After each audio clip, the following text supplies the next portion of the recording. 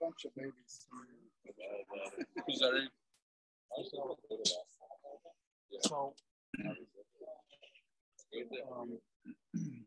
wait, the story goes.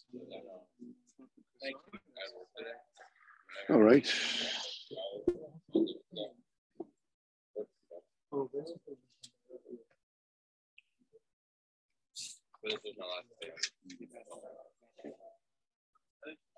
Yortzeit. You have anybody has a lighter maybe to light the candles? There was a lighter here. Yeah, here.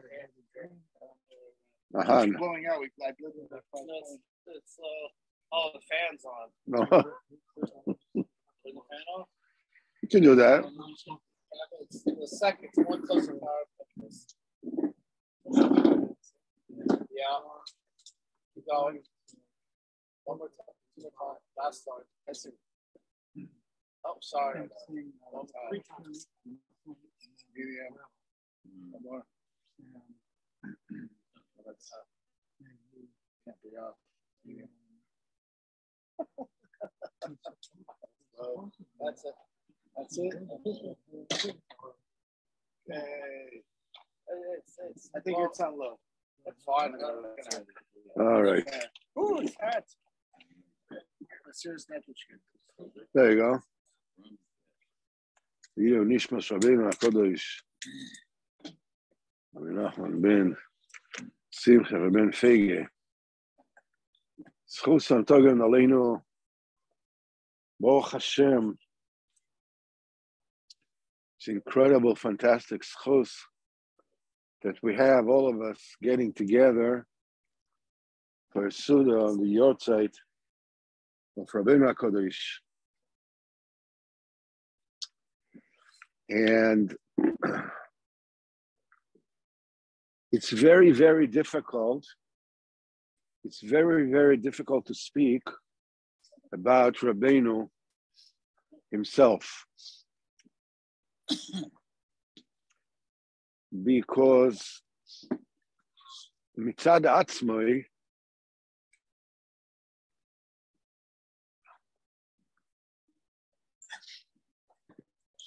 Rabbeinu is escapes all definition. In the case, so Rebbe says, I don't have a name at all. And he said, you want to know where my heichal is in Gan Eden.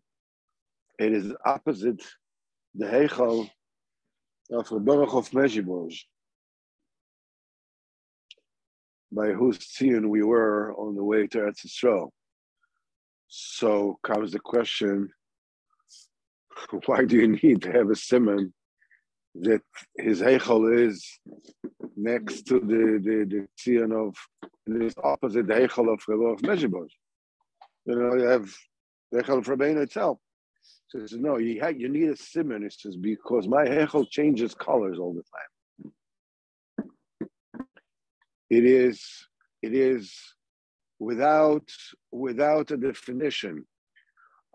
So what I wanted to share, obviously, we don't have an inyan to speak about Rabbeinu himself because we have absolutely no idea how to speak about Rabbeinu himself. The only thing that I can share with you is the tefillah that I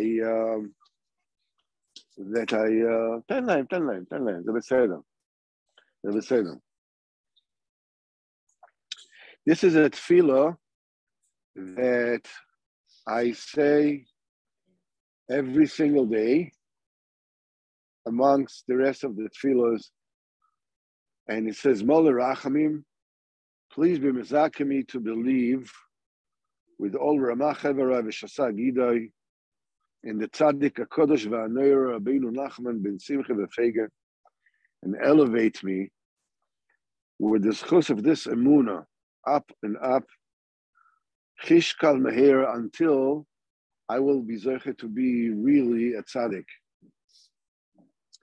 And I will be zoche, bezat Hashem, to see Rabbeinu HaKadosh in every movement that I move in this world, and to feel Rabbeinu HaKadosh with every breath that I take, and to believe Emunah Shlema that Rabbeinu HaKadosh is Chai V'Kayam.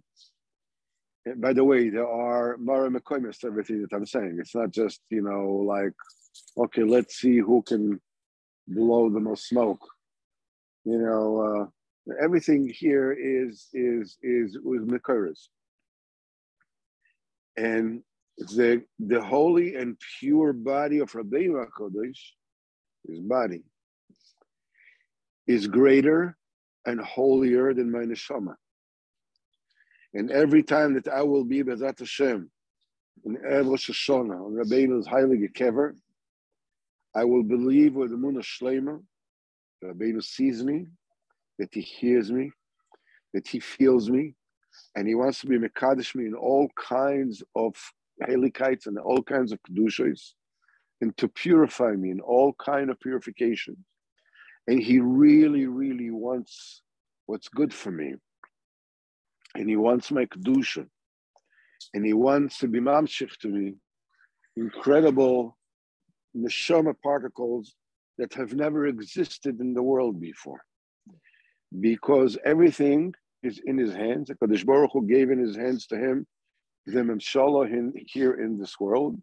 The Yosef hu Shalit, hu Moishel, b'chol Eretz Mitzrayim. The Memshala here in this world was given by Kadosh Baruch Hu to the Tzaddik, Beruchnius and Begashmius. Because Rabbeinu has never opened up his eyes to look in this world, even a blink of an eye. And he has never listened to anything here in this world for its own sake, even as much as a whisper. And all his machshavas and all his retzonos, the Retzon HaKadoshim, were always connected to Hashem Yismarach, which is why he was Zoche more than any human being. Please, Avisha B'Shamayim, with the schus of Rabbeinu HaKadosh, may you great rachamim be me and allow me to begin to believe in Rabbeinu HaKadosh, Me'atav ad Olam, in true emunah, with all Ramach Heverim, V'Shasa Gidim, of the Nefesh and Ruach and the Neshama.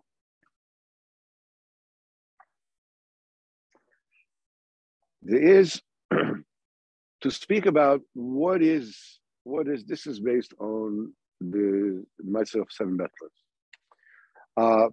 In order for us to understand a little bit about Rabbeinu, is not about him, but actually what he means to us. Because the only thing which is relevant to us. Anything else, it's way beyond our pay grade. It's not, it's not negia to us. In Sipura Maisius, there is a Maisa of Maisa Ben Melech that was comprised of Avon Tevis, of precious gems. This is a Maisa Hay. And this particular Maisa, in the nutshell, Rebbe says there was a Melech that had no children.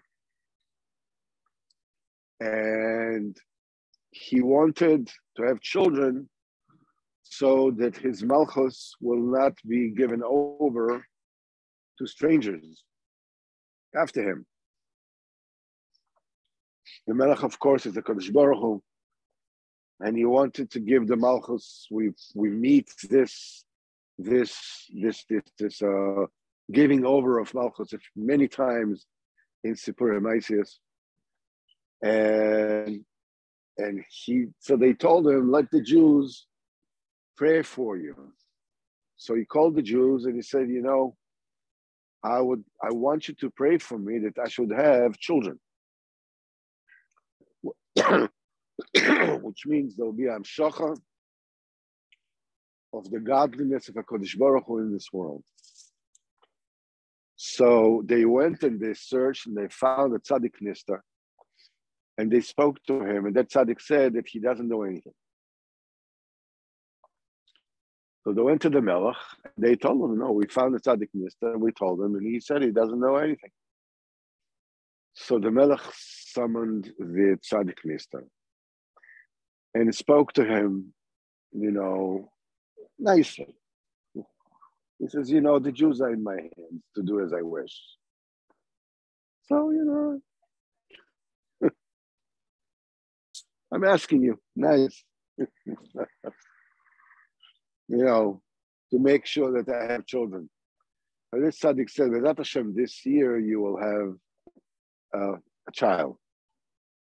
And Enachinami, that year, the queen gave birth to a girl, a baby daughter. And this baby daughter had a beauty that is beyond that of mankind. And she was already wise in all the chokhmas, and she knew how to play all the instruments. And kings from all over came to see her, and she was a great wonder. But nevertheless, the king did not have a son. He had a daughter. If somebody, some kind of a melech will marry his daughter, his kingdom will still be given over, to somebody else. So he called the Jews and he told them that he wants them to daven for him, so he should have a son. So they looked for this tzaddik nister that was spoiled that the king should have a daughter, but this tzaddik passed away already. So they kept on looking, and they found another tzaddik nister. And they told him what the king said. And this tzaddik said he doesn't know anything. So they went to the king and they said, we found another tzaddik nister. And he says that he doesn't know anything. So, same thing. King summoned this tzaddik. Sit down. Very nice time. The Dovid of the Abdullahs, in Syria, there was the father of the president, this current president of Syria, name was Assad. Another Assad. So one of the heads of the Christian militias in Lebanon did something that Papa Assad didn't like, so he had him killed. So his son became, took over. And Assad wanted the son to do something that he wanted to do, and the son didn't want to do. So Assad arranged a meeting. He says in the meeting, he was sitting in this huge throne. He said he looked like a pea, Rafuna, in the middle of this huge thing. And he said that Assad looked at him in this loving look, and he said, when I look at you, I remind myself of your father and how I miss him that he's not with us anymore. The son did what Assad wanted him to do. So I said, the Jews are in my hands. I can do whatever I want with them. I want a son. So, so this tzaddik said, you take all kinds of gems in the world and you crush them, you powder them, and you mix it with wine, and you drink half of it, and the queen will drink half of it. And they did it. The king said, I'm going to spend half my kingdom to have a son. And sure enough, they did it. He drank it, and he told them that B'ezrat Hashem this year, they will have a son that is comprised completely of precious gems. And the day came, the queen gave birth to a son, and the son was even prettier than the girl, smarter than the girl, more talented than the girl, but he was not made of precious gems. And all the kings came to see him, and like everybody oohed and ahed and what, it's just like, Yasha Heifetz in age 7, it's like playing the violin in front of the entire world. He said to Groucho Marx, I was been earning my living playing the violin since age 7. So he says, I guess until then you were just a bum. Anyhow, so everybody came, and the princess was very jealous of the prince. So, but that was a one Nachman that she had, that it was foretold that the prince will be made of precious gems, but he wasn't. So at least that was, that was one Nachman that she had. One day they were playing and together, and the prince cut his finger. And the princess ran over with the kerchief, to stem the blood, and she saw the place of the cut that there was a precious gem. It was like a ruby in there. I don't know. And then she became extremely jealous. And she made herself sick. She made herself sick as if she was sick. And the king called all the doctors, and nobody could find what was wrong with her because nothing was wrong with her. So then he called all the kishmachers and the wizards or whatever it is, the warlocks. And so she told the biggest Machashev, she told him the truth, that she's not really sick, but she is, she's just sick with envy. So she asked him if there is a spell you can put on somebody that somebody will become a leper all over. So the Machashev said, yes, there is. So she said, but what good will it be? Because then a different kishuf macher can come and take off the spell. So this Machashev told her, if you take that kishuf, that spell, and you put it in the water, you throw it in the water, it cannot be rescinded. So, in other words, the one that made the kishuf puts it in the water. So they put the spell, they made a spell on the prince, and he became a leper, and the princess put the kishuf in the water, in the pond, at the palace. Obviously, the king called all the doctors and all the chashvim, whatever it is. Nobody knew what was going on. So he called the Jews, and they called that tzaddik nister. And he came before the king. And the king said, what's going on here? You said it's going to be made of precious gems. Not only this didn't happen, look what's happening now.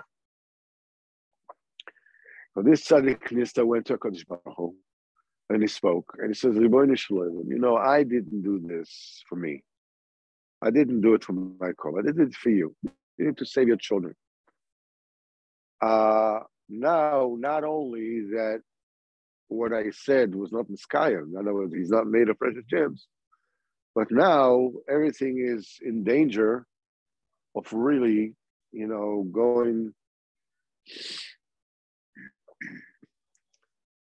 So Mishamayim, they told him that it was magic, it was black magic, that it was kishu. So the tzaddik nister came to the Melech and told him that it was a kishuf.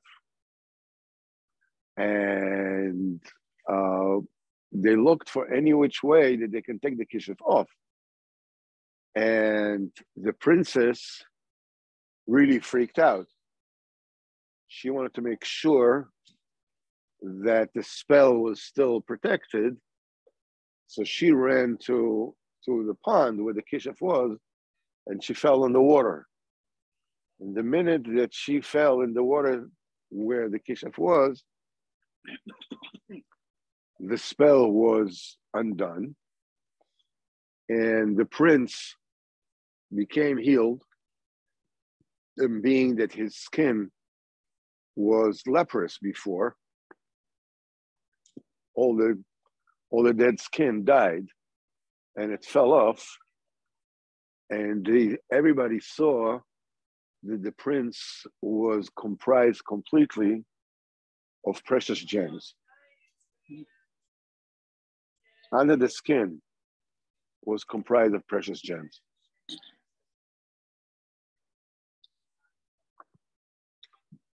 This particular Maisa is the thing that tells us the difference between the different tzaddikim. The Melech is a Kodesh Baruch Hu, who created this world to have children. As Rabbeinu says in Torah Zayin, Chelek Beis, that the main point of this world is to have this world inhabited with people, not with animals in people's shape. They do an amazing imitation of men, but they're not men at all. So, Shalom Aleichem. So, there are two types. For this, Kodesh Baruch Hu needs to have tzaddikim. So there is a tzaddik who is Pchinas Bas. That was a gewaldige chiddush. Was an amazing chiddush. I mean, the Zohar speaks about it. The Ramchal speaks about it. Derech Hashem. The Ramchal says that basically there are two ways to get into Gan Eden. One of them is to be a tzaddik yourself, and another is to be medabek yourself with the tzaddik. And what happens is that when you're medabek yourself with the tzaddik, you cannot do tshuva on everything, but what happens is the tzaddik does it for you. Now, in order to be mechaper on everything that we have done, the Ramchal says that a person needs to go through Yisurim. Now the thing is that we don't have the kind of capacity to go through the Yisurim that it takes in order to get the Tikkun, especially to get to Gan Eden, to Madrega of the Tzaddik. So what happens is that the Tzaddik accepts upon himself the Yisurim that all his people have to go through in order to be zoche to his Gan Eden. Now, being that, he's suffering the Yisurim in proxy, he doesn't get the full gamut of Yisurim, just a little sample of each one of his people. Altogether, it's quite a package. But the Maisa is that because of that, because the tzaddik is nice the Yisurim for his people, they are zoichet to the Gan Eden, that the tzaddik is zoichet through his avodah. However, he has one leg up on them in the fact that he also suffered the Yisurim for them. So he is zoichet to a higher Gan Eden than he would otherwise have beyond the Gan Eden that his people have. This is what the Ramchal says. This is not the Baal Shem Tov. This is not Arizal. This is Ramchal. You know that you speak to every Litvak. Ramchal, of course.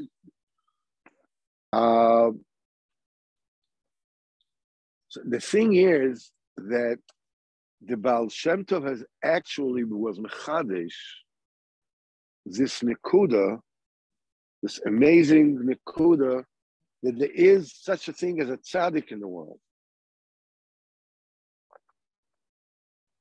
Until the Baal Shem Tov, the union of being a tzaddik or not being a tzaddik was a relative term. You know, this one is more tzaddik than this one.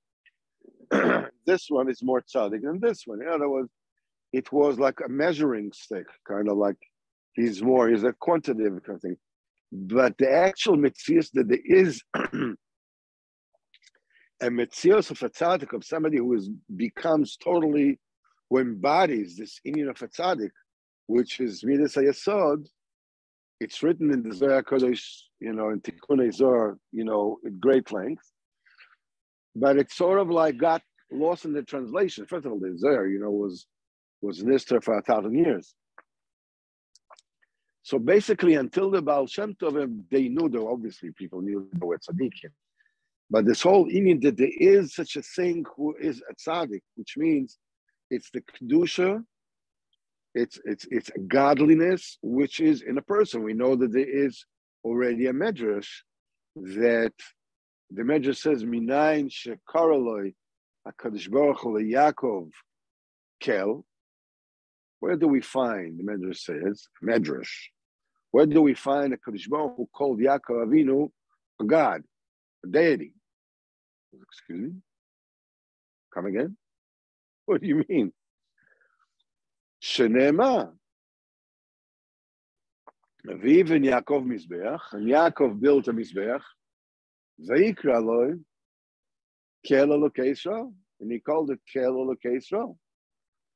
So the usual understanding of this pasuk, Rashi says it on the spot, that it's not that Yaakov Avinu called him Mizbeach Elokei Yisrael, it was Al Shem Elokei Yisrael they called him.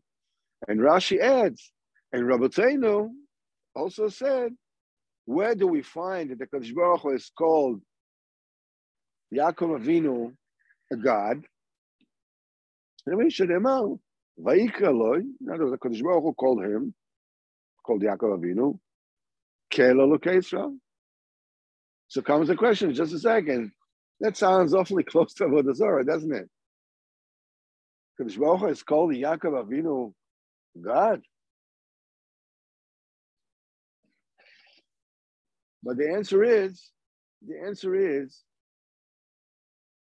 that there's another kasha here, that when you look at the syntax of the pasuk, it's written a little bit upside down.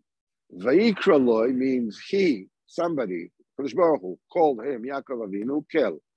Who is the one who did the calling? Elokei Yisrael. That's the end of the sentence. If it was written properly, quote unquote, it should be Vayikra Elokei Yisrael Loi to Yaakov Kel. That's the way it should have been written. But that's not what it's written. It's written Vayikra Lo Kel, Vayikra Lo Kel. Elokei Yisrael sounds like at the end it says Elokei Yisrael. What does it do there? The answer is that the world understands life and the human race as the human manifestation of the animal. Everybody's an animal, but he's a human animal, can paint, can play music, can do all kinds of very sophisticated stuff. Hey, he can even send an electric car to Mars. Who is going to drive it there? I don't know, but it's there, or it's going there.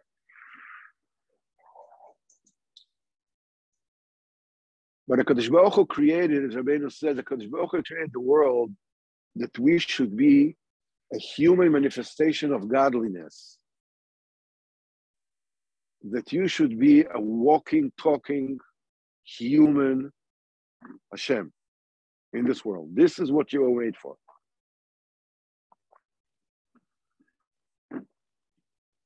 Ultimately, this is what is going to be. Adam Rishon was that before the Chet, and this is the way everything is going to be. Bezat Hashem lo asid lovay.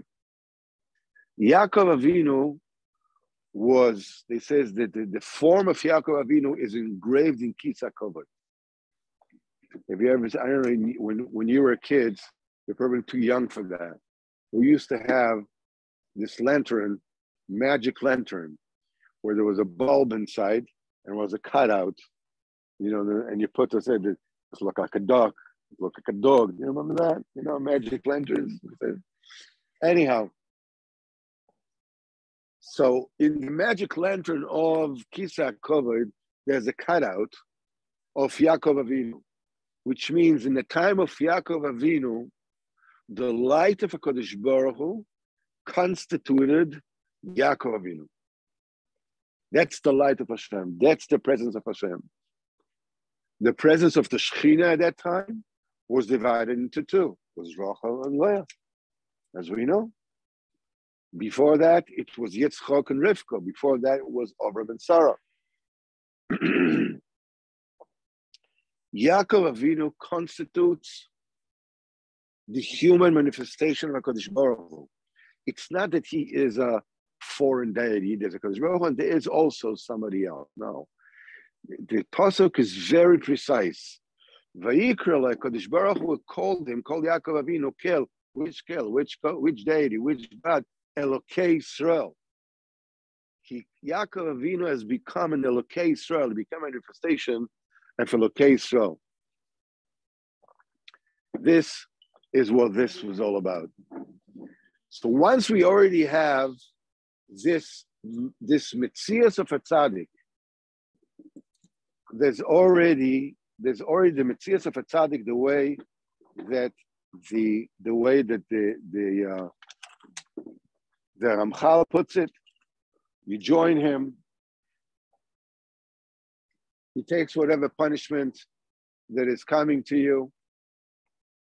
And B'ezrat Hashem, you get, a free ride. Not necessarily a free ride, but you got to, you get to Gan Eden, which is marvelous. These are all tzaddikim chinas bas, the china of a female. Meaning, now we spoke about it in one of the shurim. We're talking about true tzaddikim. We're not talking about fakers. Chas v'chalila. We're not talking about fakers are fakers. We're not talking about that. We're talking about true tzaddikim. And these tzaddikim, that tzaddikim, the do moifsim, and when they give a bracha, the people are blessed. And we're talking about true tzaddikim. And the people around them, they get tremendous chayas from them. And they put together koilim, they put together yeshivas, and they put together chaburas, and they put together the Mekarev people. And whenever it is that you come close to them, you get elevated and you get inspired. And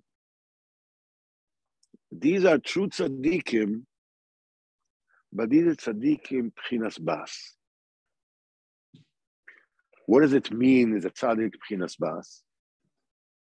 It means that as long as you're with them, as long as you are connected to them, the light shines. But the minute you get disconnected, you're the same old bum as you used to be. Because the light and the kedusha is not yours. It's theirs. But that's not what HaKadosh Baruch Hu wanted.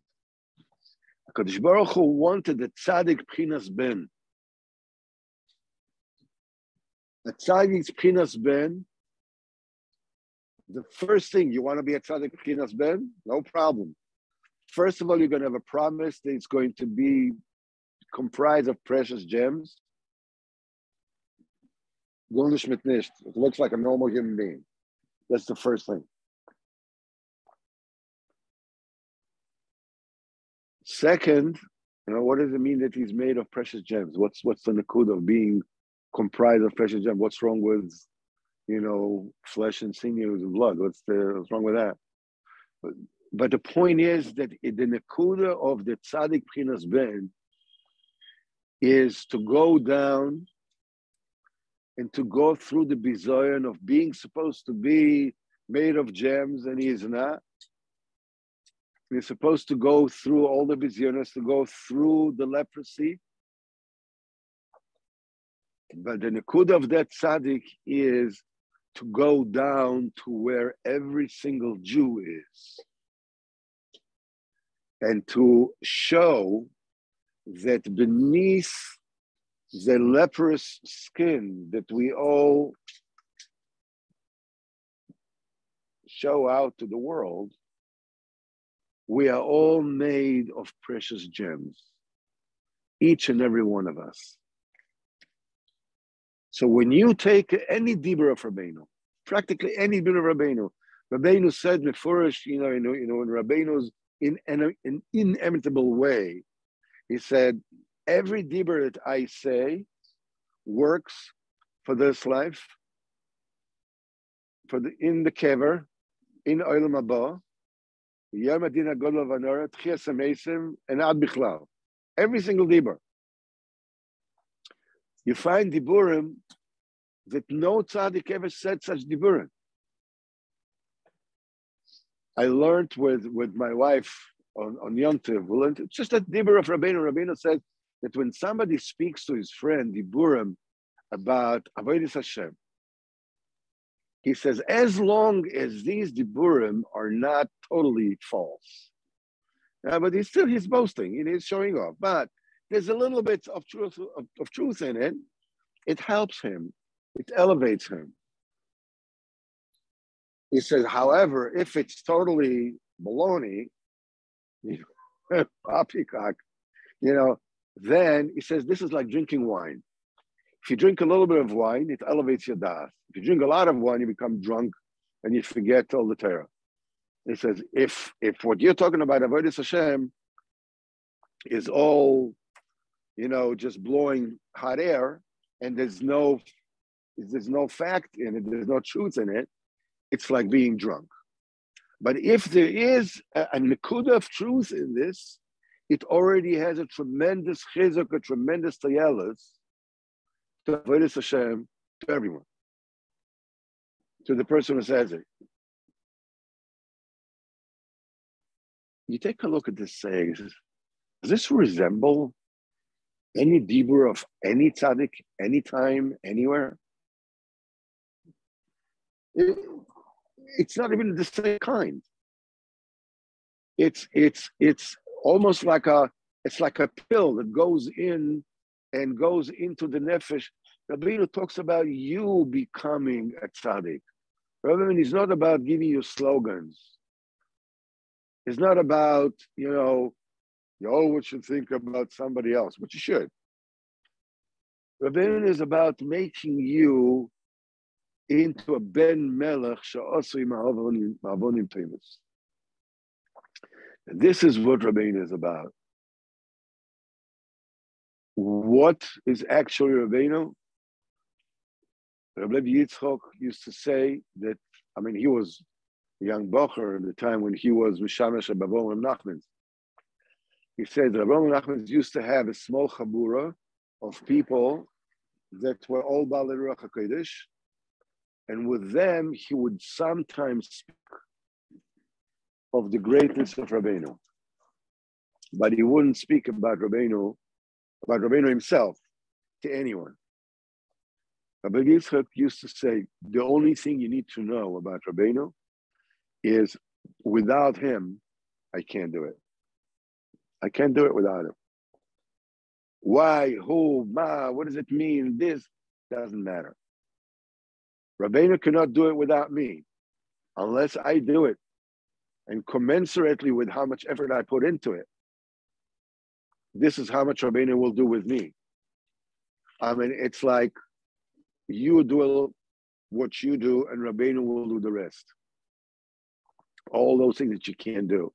Obviously, if you're not even interested in doing anything, I mean, in this generation, Rabbeinu even does that. And Reb Nosson writes about the Likutei Halachos. As long as there's a little mashu shebemashu that the tzaddik already takes it, because this generation, it's the Rebbe of all the generations. There's no way that we can possibly wrap our mind around what Rabbeinu is.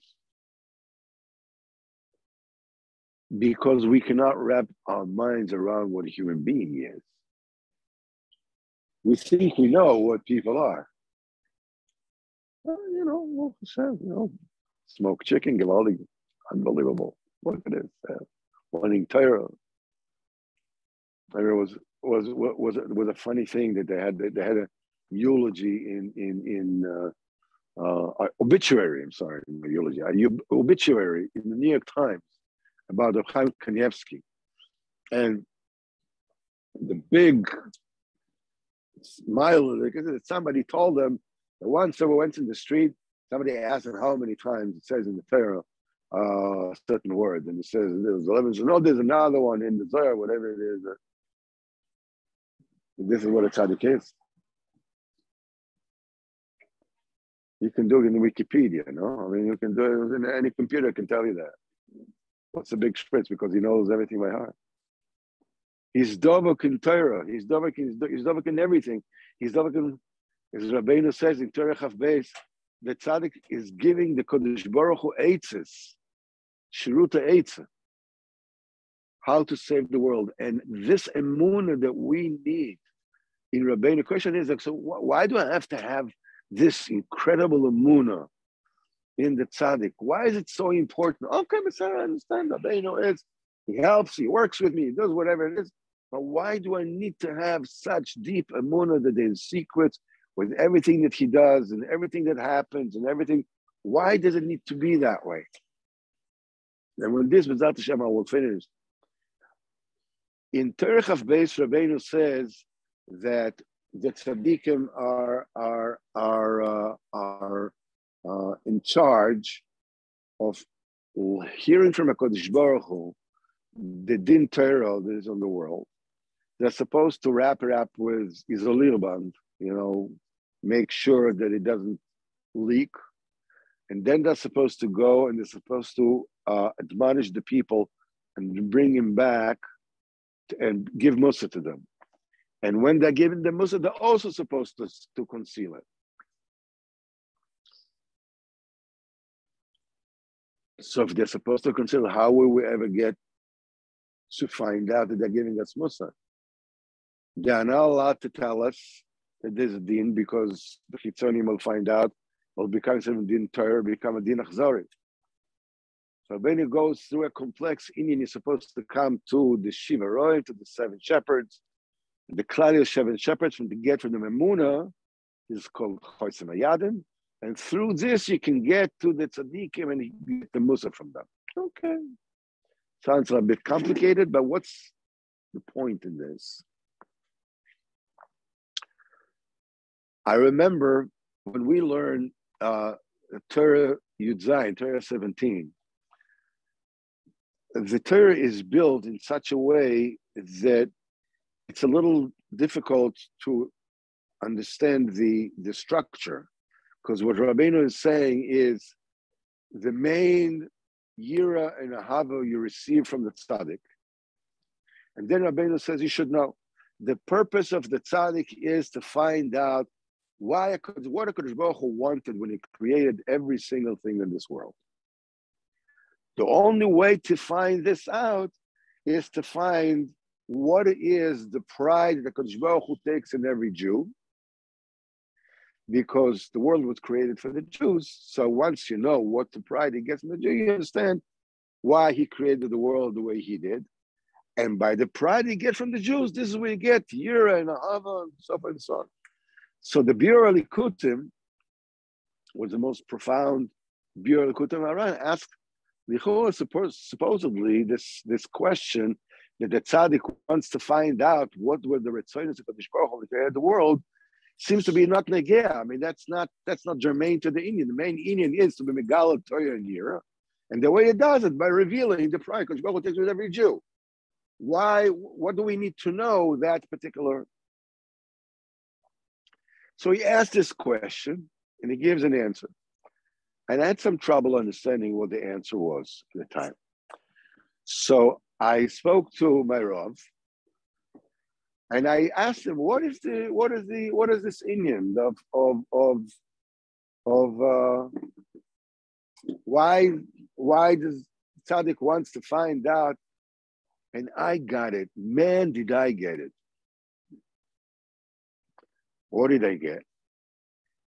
He scolded me and he said, is it not enough for you that they let you know, they tell you what the tzaddikim are doing, that you also want to understand? I remember when I spoke about it with some friends, they didn't understand what he was talking about.